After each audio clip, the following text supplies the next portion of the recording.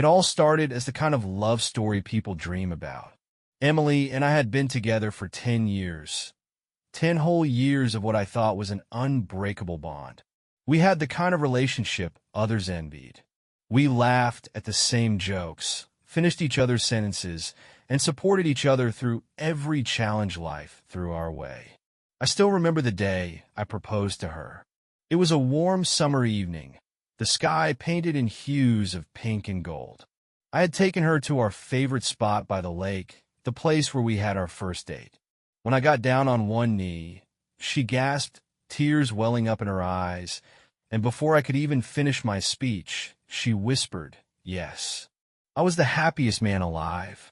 For years, our marriage was everything I could have wanted. We built a life together, a home filled with laughter, late-night talks, and Sunday morning pancakes. We had our traditions, inside jokes, and the kind of chemistry that made me believe we were meant to be. She wasn't just my wife. She was my best friend, my safe place. But then something changed. At first, it was subtle, little things I could have easily ignored. She started spending more time on her phone, smiling at messages she never shared with me. When I asked, she'd brush it off. Just work stuff, nothing exciting. But I noticed how she tilted her screen away, how she quickly swiped up to clear her notifications when I walked into the room. Then came the late nights. Emily had always been a dedicated worker, but suddenly, her job demanded a lot more of her time, or so she claimed. Business trips, late meetings, random errands that kept her out way past her usual hours. And every time she came home, there was a strange distance in her eyes, as if part of her was somewhere else. The intimacy between us faded. She stopped kissing me the way she used to. Her touch, once filled with warmth and love, now felt empty. I tried to tell myself it was stress, that maybe she was just tired, that work was getting to her. But deep down, an uneasy feeling had settled in my gut. One night, everything changed. I woke up in the middle of the night and reached for her, only to find the bed empty. My heart skipped a beat. It was 2:13 a.m. The soft glow of her phone screen illuminated the dark room. She was sitting on the edge of the bed, her fingers rapidly typing. I barely breathed as I watched her, pretending to be asleep. My heartbeat thundered in my ears as I strained to hear. And then she whispered something. "I can't wait to see you again." My blood ran cold. Who the hell was she talking to? And why did she sound excited? I kept my breathing steady, my body frozen in place. Emily hesitated for a moment, reread her message, then smiled softly to herself before locking her phone and slipping back under the covers. I felt her body next to mine, her warmth pressing against me, but I was numb. She was hiding something, and I was about to find out exactly what it was. Looking back, I should have seen it. The signs were there, clear as day. But when you love someone, truly love them, you convince yourself that you're just being paranoid, that your mind is playing tricks on you, that the woman you've built your life with, the one who promised to love you forever, would never betray you. But love makes you blind. And I was blind. It started with little things, small, insignificant changes that I brushed off. Emily had never been the type to be glued to her phone. We used to joke about how she was terrible at texting, how she'd forget to reply for hours. But suddenly, her phone became her lifeline. It was always within arm's reach, clutched in her hand when she walked around the house, tucked under her pillow at night, sitting face down on the table when we ate dinner. I remember one night, we were watching a movie, something we had done 100 times before. Normally, she'd curl up beside me, laughing at my terrible jokes, sneaking bites of my popcorn. But this time, she barely looked at the screen. Her phone would buzz, and she'd glance at it quickly, her lips twitching into a small, secretive smile before she'd lock it again. I pretended not to notice. I wanted to believe it was nothing. Then there were the passwords. Emily and I had always been open with each other. No secrets, no locked doors. We knew each other's phone codes, not because we snooped, but because we trusted each other. If she was in the shower and needed me to reply to her mom, I could. If my hands were full while driving, she'd read my texts. But one day, out of nowhere, her phone locked me out. I remember trying to change a playlist while she was cooking dinner. Her phone popped up with the passcode screen, and when I typed in the usual code, it didn't work. I muttered, "Did you change your password?" Her back was turned, but I saw her shoulders stiffen. "Oh yeah," she said, her voice too casual. "Work made me change all my passwords for security reasons." Security reasons. Right. I wanted to believe her. I needed to believe her. Then came the late nights. Emily had always been a homebody. She wasn't the type to stay out late, and if she did, she'd always text me to let me know where she was. But now, her work schedule had suddenly changed. Emergency meetings, last-minute projects, team outings. At first, I didn't question it. I mean, things happen, right? Deadlines, work stress, it was normal. But then it became a pattern. She'd come home smelling like a different cologne, her hair slightly messy, her lipstick slightly smudged. And when I asked how her night was, she'd hesitate for a fraction of a second before saying, "Fine. Fine." I hated that word. It was empty. It meant nothing. And then there was Jake. Jake had been my best friend since college. We had been through everything together, bad breakups, job losses, road trips, drunken nights we barely remembered. He was more than a friend. He was my brother. And during all of this, he was my rock. The one person I could talk to when things fell off. "Dude, you're overthinking," he'd tell me with a laugh, clapping me on the back. "Emily loves you, man. You guys are solid." I wanted to believe him. I needed to believe him. But something in his voice didn't sit right with me. It was too certain, too rehearsed. And deep down, in a place I wasn't ready to acknowledge yet, I knew something was happening. And it was only a matter of time before I found out the truth. They say that when your world shatters, it doesn't happen in an instant. No dramatic explosión, no sudden collapse. Instead, it cracks little by little, piece by piece, until one moment, one singular, unforgettable moment, finally brings it all crashing down. For me, that moment happened on a night that should have been like any other. It was late.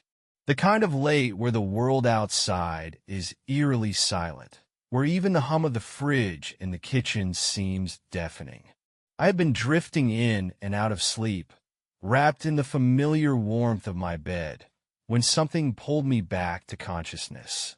A movement, a shift in the mattress. At first, I thought I imagined it. Maybe Emily was just turning over in her sleep. But then, through the haze of darkness, I felt it again, the slow, deliberate weight of her body leaving the bed. I stayed still, barely breathing, my heartbeat pounding in my ears. The room was dimly lit by the soft glow of her phone screen. I kept my eyes shut just enough to see through my lashes. She was sitting on the edge of the bed, her bare legs curled under her, fingers flying across the screen in rapid bursts. There was something almost hypnotic about the way she typed, urgent, excited. A message popped up, illuminating her face in the darkness. Her lips parted slightly as she read it, and then she smirked. It wasn't just a smile. It was a knowing, secretive smirk, the kind that sent a sharp, icy chill crawling up my spine. And then, barely above a whisper, she muttered something under her breath. "I can't wait to see you again." The words sliced through the air like a knife. I stopped breathing. I felt frozen, my body rigid beneath the blankets, as though if I moved, even slightly, I would shatter into a million pieces. Who the hell was she talking to? Who was she so eager to see? 1,000 thoughts exploded in my mind all at once. Was it someone from work? A friend I didn't know about? Or worse? I clenched my jaw, forcing my breathing to remain slow and steady. If she knew I was awake, she'd stop. She'd lock her phone, roll back into bed, and pretend nothing had happened. And then I'd be left with nothing but suspicion and no proof. So, I waited. I listened as she sent a few more messages, her fingers dancing across the screen. I strained to hear if there would be more. Something, anything, that would tell me who she was texting. But after a few moments, she sighed softly, locked her phone, and slipped back under the covers beside me. I felt her body press against mine, warm, familiar. But now, that warmth felt wrong, cold, like a stranger's touch. I wanted to turn to her, grab her shoulders, shake her, and demand answers. I wanted to yell, to ask who the hell she was sneaking off to text in the middle of the night. But I didn't, because at that moment, I knew something with absolute certainty. She would lie, and I wasn't about to let her get away with it. I needed to play it smart, so I kept my breathing even. I stayed silent, and as I lay there, staring at the ceiling, my mind racing, a single thought burned into my skull. I had to find out the truth, no matter what it took. Morning came, but I hadn't slept. I lay in bed, staring at the ceiling, my mind spiraling with questions I didn't have answers to. Every time I closed my eyes, I heard her voice whispering in the darkness, "I can't wait to see you again." The words echoed in my skull, bouncing around like a cruel joke. Who was she talking to? I turned my head slightly to look at Emily. She was still asleep, her dark hair fanned out across the pillow, her breathing soft and steady. She looked peaceful, almost innocent. Almost. But I knew better now. I forced myself to act normal, to go through the motions as if everything was fine. If I confronted her now, she'd deny it. She'd turn it around on me, say I was being paranoid, make me feel guilty for even suspecting her. No, I needed proof. I waited until she got up and headed to the shower. That was my moment. Her phone was on the nightstand, right where she had left it. Face down, of course. I grabbed it quickly, my hands slightly trembling as I pressed the power button. Locked. A 6-digit passcode. Different from before. My heart sank, but I wasn't surprised. Of course she had changed it. She was hiding something. I tried a few of the usual codes. Our anniversary, her birthday, even our dog's name. Nothing. I clenched my jaw, forcing down the frustration. Think. I needed another way. And then the laptop. Emily and I had a shared MacBook, mostly used for bills, emails, and Netflix. But there was something else. Her iMessages were synced to it. If she was texting someone, there was a chance the messages were there. I moved quickly, quietly sitting down at the desk and opening the laptop.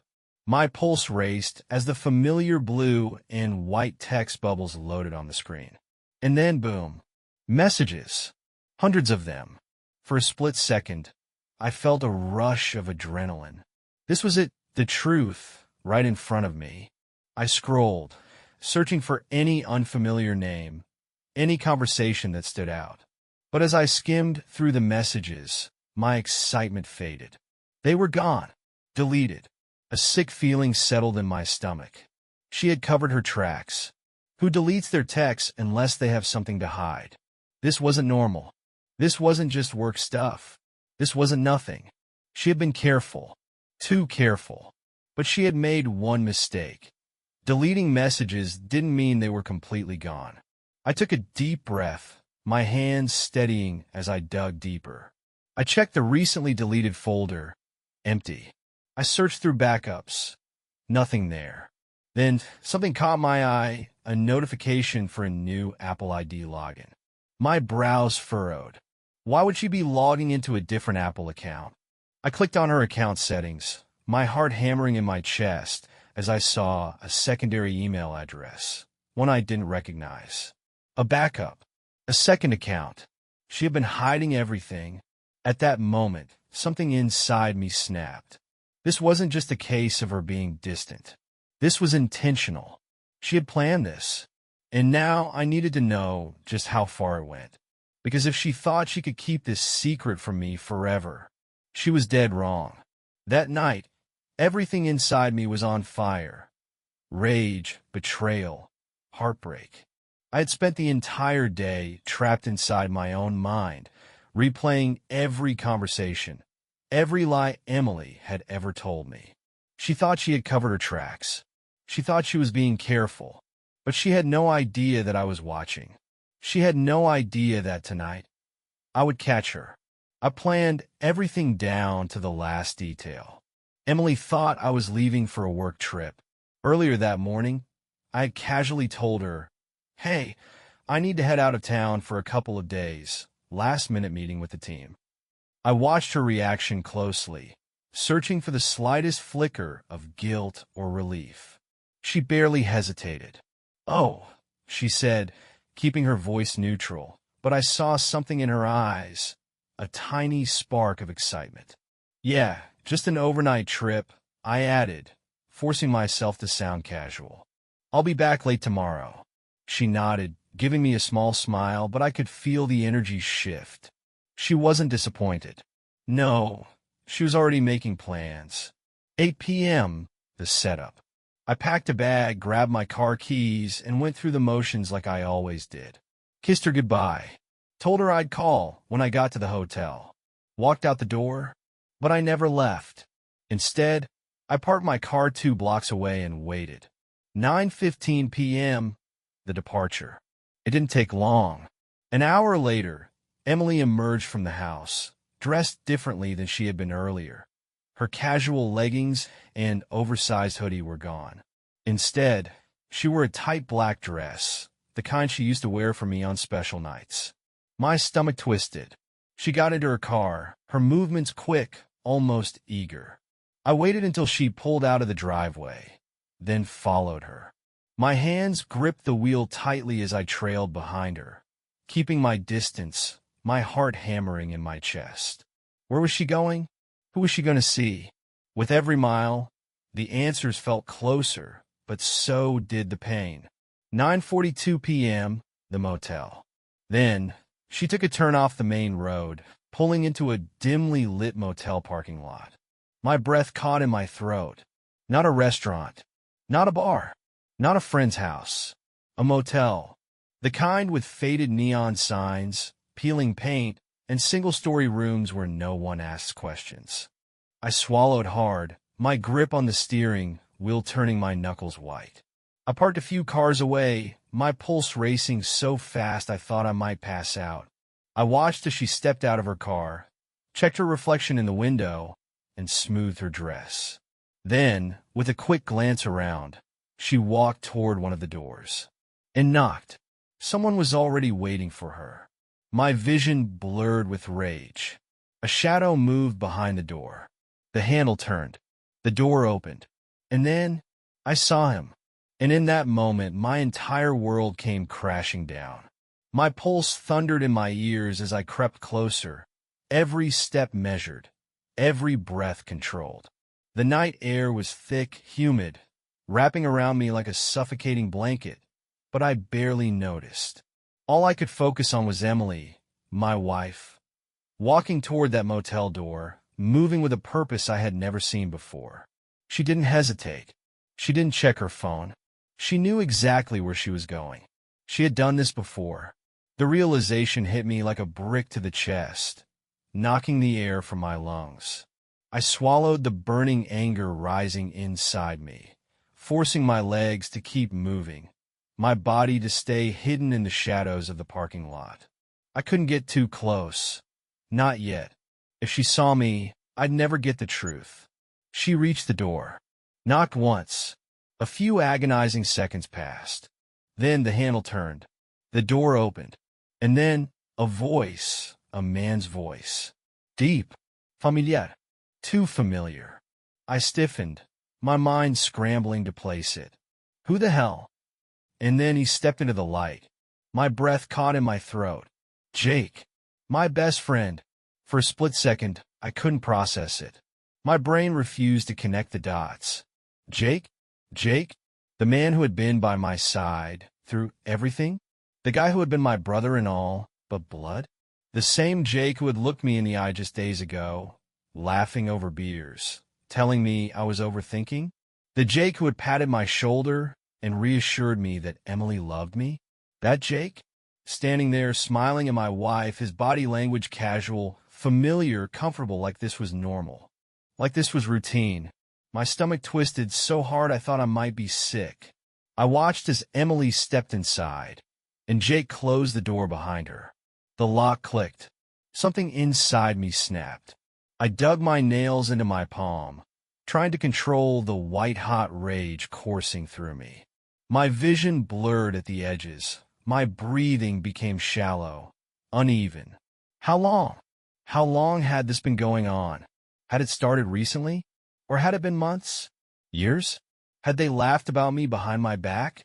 Had they whispered to each other in the moments I wasn't looking, shared stolen glances right in front of me? Every memory, every conversation I'd ever had with Jake suddenly felt like a lie. My best friend, the man I trusted more than anyone, sleeping with my wife. I felt my chest rise and fall rapidly, my fists clenched so tightly my nails dug into my skin. I wanted to storm in there, rip the door off its hinges, drag him out by his collar, and demand answers. I wanted to see the look on his face when he realized I knew. But I didn't move, because as much as I wanted to destroy him, I needed something more. I needed undeniable proof. I needed to hear them say it. I needed them to look me in the eyes and admit what they had done. Because when that moment came, I wanted them to see exactly what they had broken. My mind shattered in an instant. Everything I thought I knew about my wife, about my best friend, about my entire damn life was a lie. A sick, twisted lie. I stood there, frozen in the shadows of that dimly lit parking lot, staring at the closed motel door. The same door that separated me from the two people who had betrayed me in the most unforgivable way. My best friend, my wife, together. The words didn't even feel real. They didn't belong in the same sentence, the same reality. But there they were, inside that room, behind that locked door, tangled up in secrets I was never supposed to know. I felt like I had been punched in the gut.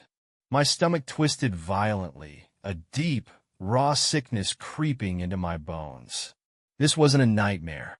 This wasn't some paranoid fantasy I had built up in my head. This was real, and it was happening right in front of me. The weight of the betrayal. Jake wasn't just some acquaintance. He wasn't some guy from Emily's work, some stranger I could hate without hesitation. He was family. We had met in college, bonded over stupid pranks and all-night study sessions. He was the first person I called when I got my first real job. He was the best man at my wedding. I trusted him with everything. And he was sleeping with my wife. My jaw clenched so hard I thought my teeth might crack. My hands curled into fists at my sides. My nails digging into my palms. The rage inside me was like wildfire, spreading fast, burning everything in its path. I wanted to storm in there. I wanted to rip that door open and watch the blood drain from their faces when they realized they'd been caught. I wanted to see the terror in Emily's eyes, the guilt in Jake's. I wanted to hurt them the way they had hurt me. But I didn't. Not yet. Because if I barged in now, they'd deny it. They'd make excuses. Emily would cry.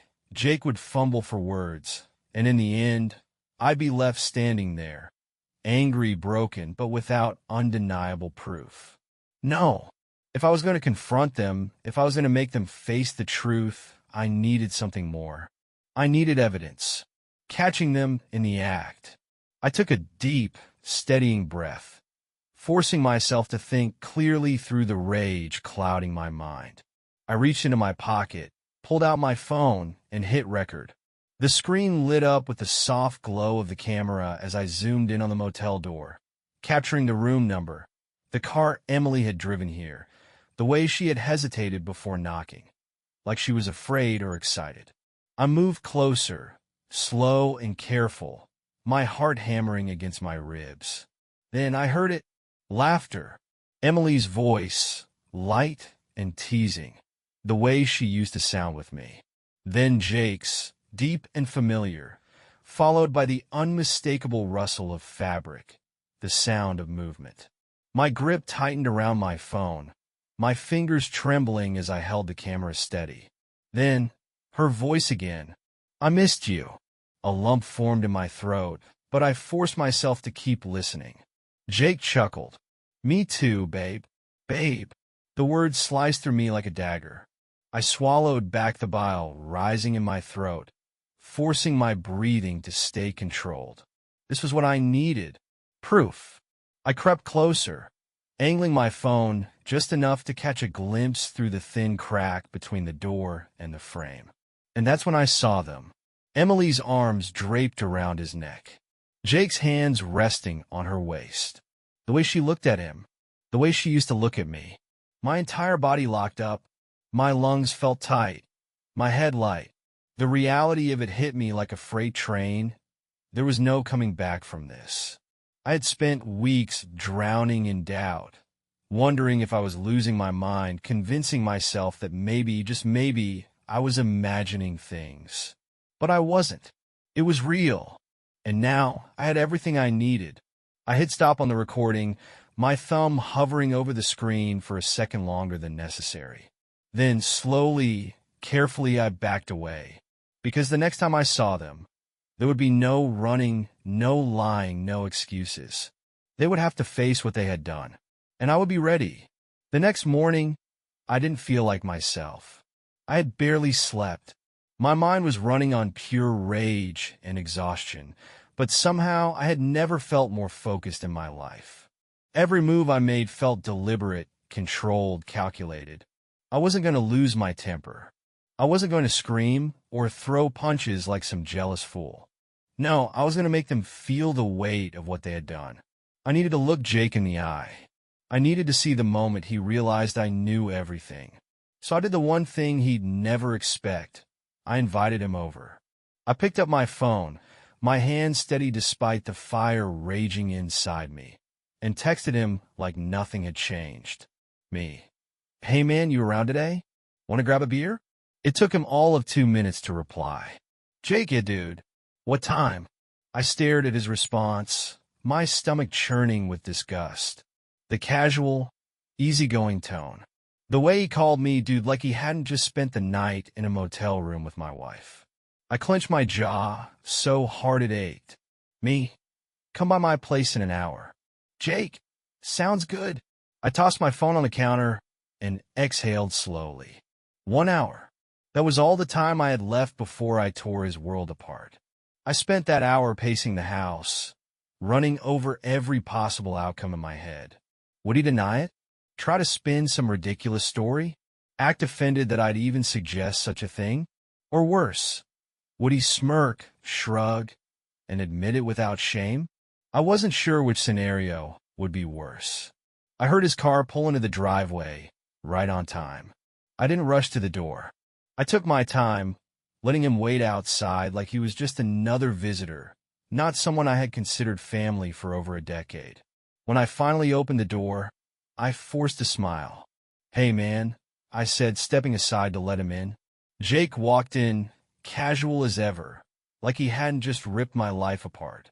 "Dude, you okay?" he asked, glancing at me as I closed the door behind him. "You look like hell." I almost laughed. The irony was suffocating. I led him to the kitchen, grabbed 2 beers from the fridge, and slid one across the counter to him. "I don't know, man." I sighed, playing my part perfectly. "Something's been off with Emily lately." I saw it immediately. The flicker of tension in his shoulders, the way his fingers tightened around the bottle. Subtle, but there. Jake took a long sip, nodding. "Yeah," he said, forcing his voice to stay casual. I leaned forward, resting my arms on the counter, studying him like a predator waiting to strike. "Yeah," I said slowly. "She's been acting weird. Sneaky, you know? Late nights, secretive with her phone." I sighed, running a hand through my hair. "You do know, Ma, you're close with her. Have you noticed anything?" It was a direct trap, and he didn't even see it coming. Jake exhaled, shaking his head. "Nah, Ma, I'm sure it's nothing." His voice was too even, too rehearsed. "Liar. You think," I pressed, narrowing my eyes slightly. Jake nodded, swallowing another sip of beer. Dude, Emily loves you. Maybe she's just stressed, you know? Work life, stuff like that. I let silence stretch between us for a moment. Then I smiled. A slow, knowing smile. I reached into my pocket, pulled out my phone, and set it on the counter between us. Jake glanced at it, confused. "What's up?" I pressed play. The audio filled the kitchen instantly. Emily's voice. Soft, breathless. "I missed you." "Then is." "Me too, babe." Jake went rigid. The color drained from his face, so fast I thought he might pass out. I tilted my head slightly, watching the horror settle in his eyes. "Care to explain this?" I asked, my voice ice cold. Jake's mouth opened, but no words came out. His hands gripped the counter, his knuckles white. He looked like he had been caught in a bear trap, frozen, completely exposed. I let the silence hang, let him wither under the weight of his own guilt. Then, finally, he spoke. "Dude, it's not what it sounds like." I barked out a laugh, sharp, bitter, completely devoid of humor. "Really?" I said, tilting my head, because to me it sounds exactly like what it is. Jake swallowed hard. His eyes darted to the door, like he was actually thinking about running. I took a step closer. "You were my best friend," I said, my voice eerily calm. "My brother. And you've been sneaking around with my wife behind my back like some kind of pathetic coward." Jake opened his mouth again, but I held up a hand, stopping him. "I don't want to hear a single excuse," I said. "Not one. Because there's nothing you can say that will make this better." Jake exhaled shakily, rubbing his face with his hands. "Mom, I messed up." I laughed again. "Yeah, you did." Another stretch of silence. Then I took my phone, played the video this time. Emily and Jake. Together. Her arms around his neck. Jake's breath hitched. He looked wrecked. "Does she know you know?" he asked quietly. I smiled, shaking my head. "Not yet." Jake swallowed again, nodding slowly. Then he whispered, "I'm sorry." I let those words hang in the air between us. Then I nodded. "Yeah, you will be." Emily sat on the couch, tears streaming down her face, her hands clasped together in a desperate, trembling plea. I stood in front of her, my expression unreadable, the air between us thick with the weight of everything she had destroyed. "Please," she whispered, her voice shaking. "It was a mistake. A mistake." That word echoed in my head, bouncing off the walls of my skull like a cruel joke. I glanced over at Jake, who stood motionless near the door, his head hanging low, his jaw clenched so tightly I thought it might shatter. His guilt was smeared across his face like a permanent stain, his usual cocky confidence replaced by something hollow, something pathetic. He didn't even try to defend himself. Because what could he say? There were no excuses. No justificaciones. No words in existence that could undo what he had done. He had destroyed everything. I turned my gaze back to Emily, watching as she rocked slightly, her body racked with sobs. "It meant nothing," she choked out, reaching for me. "I swear to you, it didn't mean anything. I love you." I took a step back, avoiding her touch like it was poison. "Love," I echoed, my voice eerily calm. I let out a sharp, bitter laugh. "You don't get to use that word. Not anymore." She let out a broken sob, shaking her head. "I wasn't thinking. I don't even know why I did it." I tilted my head slightly, watching her crumble. "That's the worst part, isn't it?" I said, my voice quiet, cold. "It's not even that you fell in love with him. That would almost make sense. But this? This was just reckless, selfish, worthless." She squeezed her eyes shut, fresh tears spilling down her cheeks. "Please," she whispered again. "Please don't leave me." I looked down at her, at the woman I had once given everything to, the woman I had built a life with, the woman who had looked me in the eyes every single day and lied. The pain was there. It was a physical thing, gnawing at my chest, making it hard to breathe. But beneath that pain, beneath the heartbreak and betrayal, there was something else. Clarity. For the first time since this nightmare had begun, I saw everything for what it really was. I had been so consumed by anger, so obsessed with finding the truth, with getting revenge, that I hadn't realized the most important thing. I was free. This wasn't my mess to fix. They had done this. They had made this choice. And now they could live with it. I let out a slow breath, stepping back. "I'm not staying," I said simply. Emily's eyes widened in horror, panic flashing across her face. "No, please," she whimpered, shaking her head violently. "Don't walk away. We can fix this. We can." I shook my head. "There is no we. Not anymore." I turned to Jake, who still hadn't spoken, still hadn't moved. His face was pale, his eyes hollow. "You should have told me," I said, my voice quiet but firm. "But you didn't. You let me believe I was paranoid, that I was losing my mind." He finally looked up, his lips parting as if he wanted to say something, but there was nothing left to say. He knew it. I knew it. And that was enough. I walked toward the door, my footsteps slow, deliberate. I could feel their eyes on me, feel the weight of their shame, their regret. But I didn't turn back, because I didn't need revenge. The worst punishment I could give them was letting them have each other, and they deserved every second of it. The days that followed felt like moving through a fog. Everything familiar had been ripped away, leaving behind nothing but the wreckage of a life I no longer recognized. I packed a bag that night and walked out of my own house, my footsteps echoing in the silence. I didn't slam the door. I didn't yell. I didn't look back, because there was nothing left to see. At first, I didn't know where to go. My home had become a place of betrayal, filled with memories that now felt like poison. Every corner of that house held echoes of a love that was never real, a friendship that was built on lies. So, I left. I checked into a small, nameless hotel, one of those roadside places where no one asks questions. The kind of place where broken people go to be alone with their thoughts. I sat on the bed, staring at the peeling wallpaper, and tried to make sense of what had just happened. I had lost everything in a single night, my wife, my best friend, my sense of security. And yet there was something strangely liberating about it.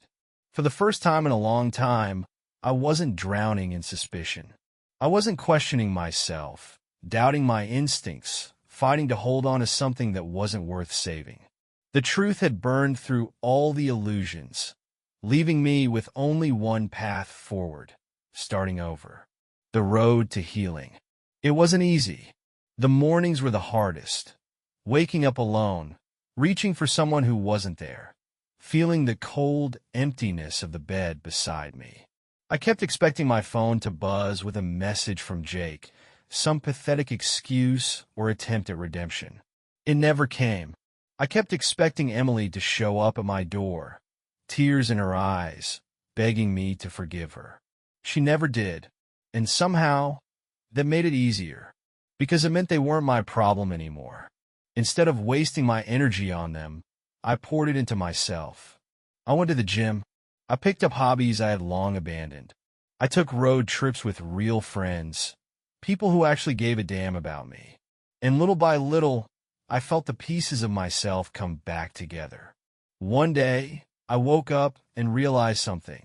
I wasn't angry anymore. I wasn't bitter. I wasn't waiting for an apology that would never come.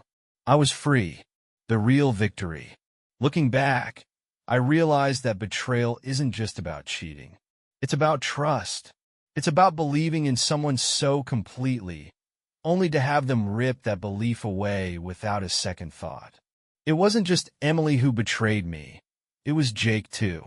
The two people I had trusted most in this world had stabbed me in the back. But in the end, they lost me, and I gained something so much more valuable. The truth, my freedom, and the unshakable knowledge that I would never let anyone treat me like that again. because I deserve better.